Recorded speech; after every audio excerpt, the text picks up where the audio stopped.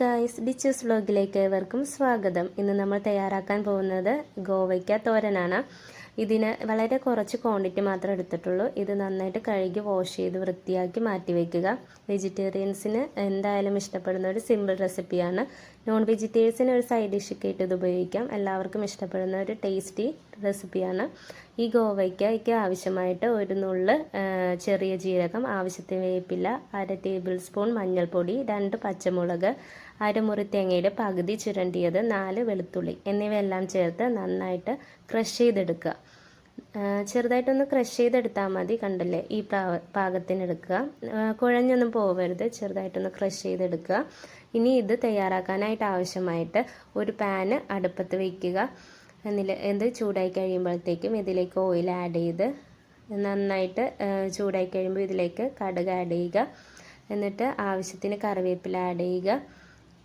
എന്നിട്ട് 4 ചുവന്നുള്ളി വട്ടത്തിൽ അരിഞ്ഞത് ആഡ് ചെയ്ത് ഒരു ബ്രൗൺ കളർ ആവുന്നത് വരെ നന്നായിട്ട് മിക്സ് ചെയ്യുക.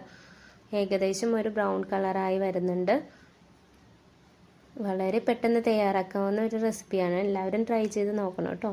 ഏകദേശം ഒരു ബ്രൗൺ കളർ ആയിട്ടുണ്ട്. ഇനി നമ്മൾ നേരത്തെ അരിഞ്ഞു മാറ്റി വെച്ചിരുന്ന ഗോവയ്ക്ക് ഇതിലേക്ക് ആഡ് ചെയ്യുന്നു.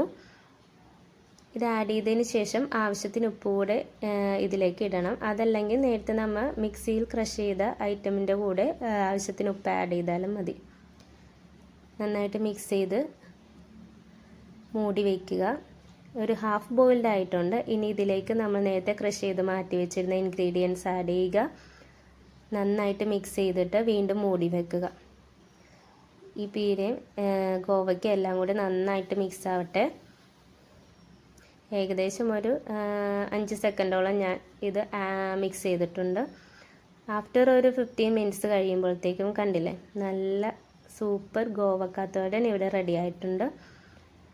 നല്ലൊരു സ്മെല്ലൊക്കെ വരുന്നുണ്ട്. സൂപ്പർ ഐറ്റമാണ്, എല്ലാവർക്കും ഇഷ്ടപ്പെടും. ഇത് കഴിക്കാത്തവർക്കും ഈ തോരൻ കറി ആകുമ്പോൾ എന്തായാലും ഇഷ്ടപ്പെടും. നല്ല സൂപ്പർ റെസിപ്പിയാണ്. എല്ലാവരും ട്രൈ ചെയ്ത് നോക്കുക. എൻ്റെ വീഡിയോസ് ഇഷ്ടപ്പെടുകയാണെങ്കിൽ സബ്സ്ക്രൈബ് ചെയ്യുക, ഷെയർ ചെയ്യുക, ലൈക്ക് ചെയ്യുക. നല്ല സൂപ്പർ റെസിപ്പിയാണ്. നിങ്ങൾ എന്തായാലും വീട്ടിൽ ഇത് തയ്യാറാക്കി നോക്കണം. ഇങ്ങനെ വെച്ചാൽ കുട്ടികൾക്കും കൂടുതൽ ഇഷ്ടപ്പെടും. So thanks for watching. Love you all.